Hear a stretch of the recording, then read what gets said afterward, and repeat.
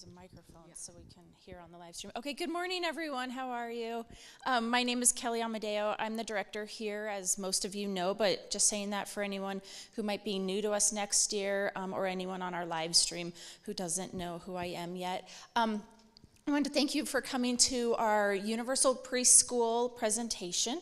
We are a Universal Preschool participating school, and it's been wonderful. And today I brought our liaison from Universal Preschool, Gigi, to help us kind of get through our questions, and she's going to explain a lot about what Universal Preschool is, the steps you guys take to get registered and enrolled. It's kind of a multi-step process that we want to make sure we clarify for all of you, and I will turn it over to her. All right, thank you. Awesome, thank you. Hi, everybody. Wow, that's quite a light there. Welcome, I'm Gigi. As she said, I've been the Universal Pre-K liaison for the 3 years that this has been happening. I'm a retired principal from the area. Kelly's kids actually went to my school, so we kind of go back a little bit.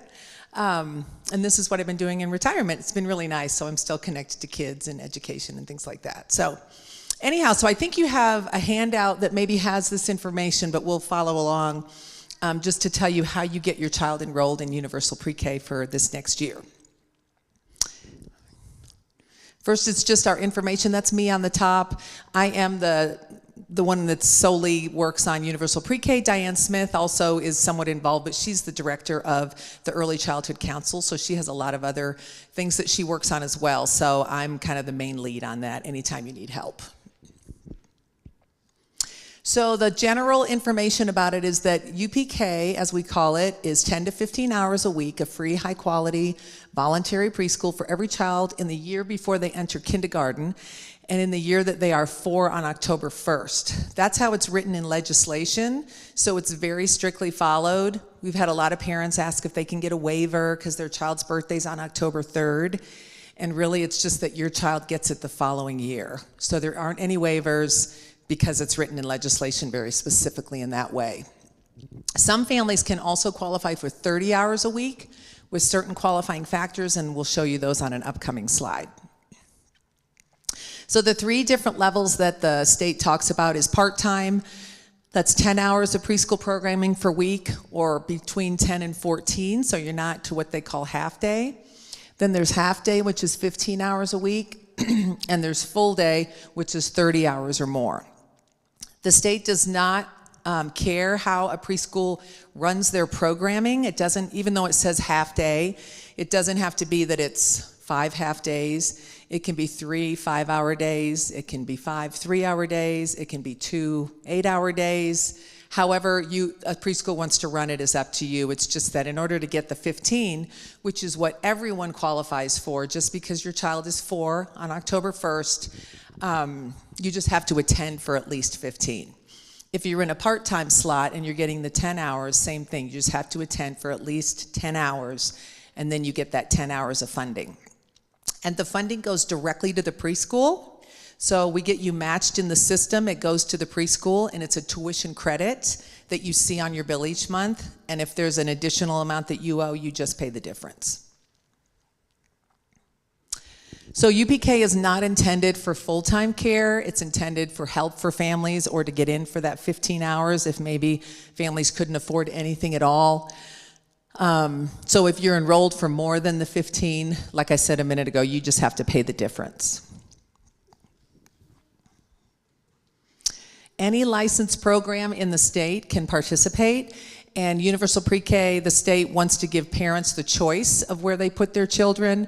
So school-based programs, all of our Douglas County schools have opted in, so everyone that goes there gets the 15 hours. Child care centers that provide preschool, such as St. Luke's, or other private ones like KinderCare, Mary Hill, all of those.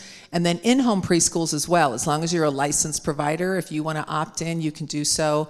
So we want families to have the choice of where they want to put their child. So you choose the program that best fits your needs, and parents can view participating programs when you're signing up.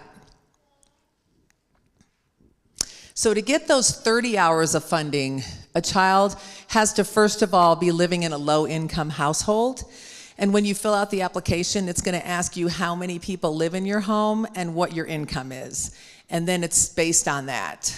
Like, they have a chart that tells you if you have 5 people in your household, here's what would put you in that low income range. Also, if a child is identified in poverty, you can qualify with that alone. If your income is so low that you're considered to be in poverty, you can qualify for 30 hours with that one alone. But most families have to qualify with the low income. And then one of the other 4, which is that your child is a second language English learner, on an IEP, in foster care, or homeless. So low income and one of those 4. If you have those, then you qualify for 30 hours. The one caveat with that is that obviously you need to be in a 30-hour seat. So if you're in a preschool, and I think this is the case with St. Luke's, that only offers part-time and half-day, if you would qualify for the 30 hours, you would only get the 15 hours here because you're in a 15-hour seat. You see what I mean? They're not going to send 30 hours of funding if you're not attending for 30 hours. Here's the amounts for this year. It changes every year. It's gone up about $15 a year. They try to do a little bit of a cost of living increase. So if you're in a part-time spot, you get $477 a month, a half-time $601, a full-time $1,068. That's per month.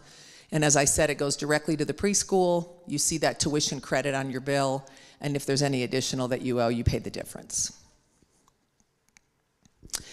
Some 3-year-olds can also qualify if they have one of those qualifying factors. The one caveat there is that the state will only send money to the school district locations. So it wouldn't work at a preschool like this, but just for your information, you can qualify with just one of those factors on that other page. They also must be 3 on or before October 1st, so the same kind of cutoff. You don't sign up through the UPK system, you actually sign up directly with the school district, and then you get that going with them. They do 3-year-olds in the morning, 4 days a week, for 10 hours a week. If your child has an IEP, so an IEP is when your child has been formally assessed for some sort of a learning disability. It could just be speech, that they need speech support, that you go on an IEP for that as well. If you are on an IEP and you mark that, if you want your IEP serviced and you mark that box on the application, it will not let you choose a preschool like St. Luke's. It automatically sends you through to the school district because they're the only ones that can service an IEP. So if you don't want an IEP serviced, you don't want to mark that, if you want to come somewhere here, because maybe your child does have an IEP for speech, but they see a private speech therapist, so you're thinking, I'm fine, we have that covered. I want to use my funds where we currently are. You can do that, you just don't want to mark it. If you do mark it, like I said, it won't let you pick any providers, and you have to reach out to me to get it removed. We have to ask the state then to take it off. So, but if you do want it, you can go to the school district, they will service your IEP and you'll get your 15 or 30 hours there. And the district does have about 6 locations now for next year that are offering 30 hours, not just the 15 that they've been offering the last 2 years. So that's the other option. So to register, you go to upk.colorado.gov. That's going to open up on December 9th, but that's where you go. You answer some initial questions, you submit your application. I think the next one is the timeline, Amanda? Yes. So here's the timeline. Pre-registration opens on December 9th. Everybody can start registering then. You don't have to get on at midnight or anything like that to try to get your seat. Because what happens is there's a first round that we call pre-registration. And that's for families who are currently at a preschool and they want to remain at that same preschool as a 4-year-old. You're getting priority to stay in those seats if you're already here and if you want to stay at your same school. So the first round doesn't run as a lottery round. It's just a pre-registration one where Kelly and Amanda will be managing who they let into seats based on whether or not you were here, whether or not you've been guaranteed a seat. They will approve you to go in those seats in that first round. Once that round is over, so it ends on February 2nd, and parents get notification on February 2nd. You have then a week to go in and accept the seat, to say, yes, I want this seat at St. Luke's. And then it'll move on to the next round. There are 2 or 3 more rounds that are then lottery rounds. So then the other families that applied for different preschools, the system runs them as a lottery, and people get into the remaining seats. But I'm assuming if you're here, your kids are probably already here, or you've already been in connection with these guys about a seat next year. And then on April 1st, there's direct enrollment. The lotteries are over. If there are any seats that are left open at that point, Kelly and Amanda can put you in those seats. If new families show up, they ask for a part-time seat and they still have an opening, they can just offer them the seat, and you don't have to go through us anymore for that lottery. Obviously, this is what we tell parents in our online class, but if you're going to be new here, you want to know how many hours do they offer, what curriculum do they teach, what calendar do they follow, and do they have any additional charges? So as people are looking for preschools, because some people, they don't have their child in a preschool, they're just going to begin their search, we just recommend that these are some of the questions that you ask. Because we have a lot of families that just choose a place near them and get matched with them, and then they call and find out more information and find out this is too expensive for me, or, oh, this is only 2 days a week. I thought it was different programming. So we just want everybody to be really aware before you go in and accept a seat, making sure that it's a good match for your family. You can change providers. So sometimes people get, for instance, they get on a wait list at their first choice. And so while they're on that wait list, they accept a seat at another location. That's okay, because you do want to sometimes say, well, I need to know that I have a place for my child to go next year. You can accept a seat there, and then if the other place calls you and says, oh, we now have an opening for you, you reach out to me and we unmatch you with the one school and we match you with the new school that you've matched with. Or if during the year you're somewhere and you feel like this isn't a great fit, you can do the same. You can find another location and move. So you're not locked in. Once you accept a seat, you can always make a change throughout the year. The money just follows your child wherever they go. Okay, questions?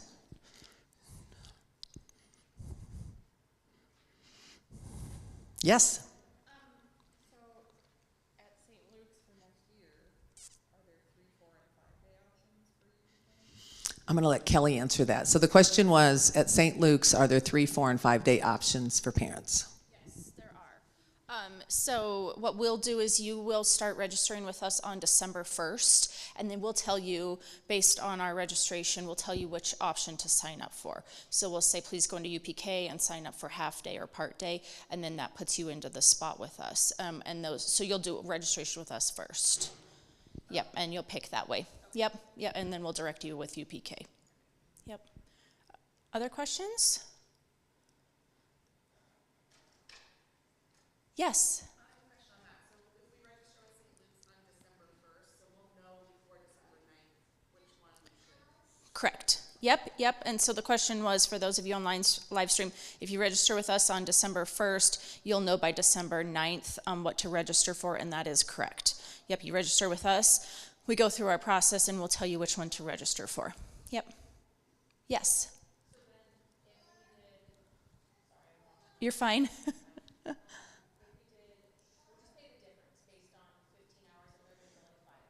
Yep, yeah, and if you go, we haven't set our exact fees for our 4 and 5 day classes yet. That's because we wait for UPK to put out what they're giving us for tuition first, and then we set that. You can get a ballpark idea, though, if you look at what we are charging this year. It's around this. It's close to that same amount. Yeah, and that's all on our website right now. Other questions? All right, well, feel free to email me or reach out to our office, give us a call, whatever you'd like. And if I don't know the answer, I will send you to Gigi. Thank you for being here today. yes, you bet. All right, thank you, everyone.